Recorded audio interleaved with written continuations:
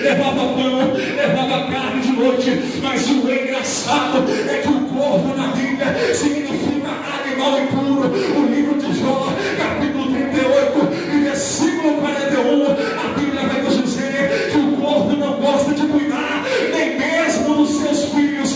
Isso é simbologia.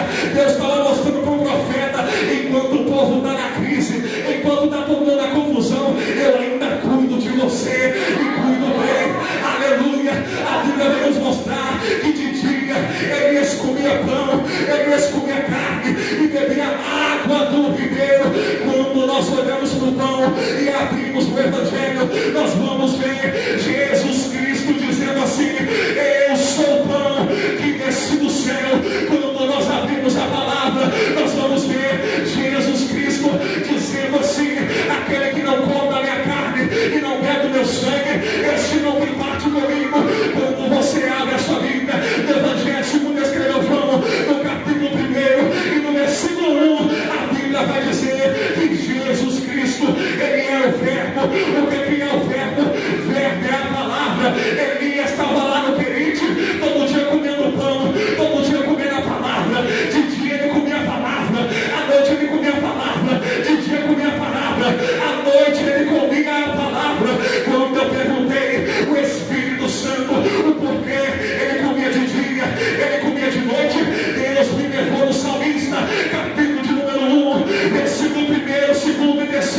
Bem-aventurado o homem que não anda segundo o conselho dos ímpios, nem se detém no caminho dos pecadores, nem se assenta na roda dos escarnecedores. Antes o seu prazer está na lei do Senhor, e nela medita de dia, e nela medita de noite. Nela medita de dia, nela medita de noite. Será como a árvore plantada junto à corrente de ribeiro, e ela ao seu tempo dá o seu fruto, cujas folhas não murcharão. Deus está dizendo para mim e para você: é noite de nós voltarmos a meditar, a comer a palavra de dia, a comer a palavra de noite. Jesus Cristo está voltando e Ele quer que a igreja medita de dia, medita de noite, para plantar a igreja junto à corrente de ribeiro. Meu querido, mas hoje em dia o diabo está arrancando os olhos da igreja, os olhos da juventude da palavra. A juventude não lê mais Bíblia, a juventude não lê mais palavra, a mocidade não medita mais de dia, não medita mais de noite. Ei, existe algo que está destruindo a vida espiritual de muito crente. Existe algo que está destruindo a vida espiritual de muito profeta. É o tal do WhatsApp. Meu Deus!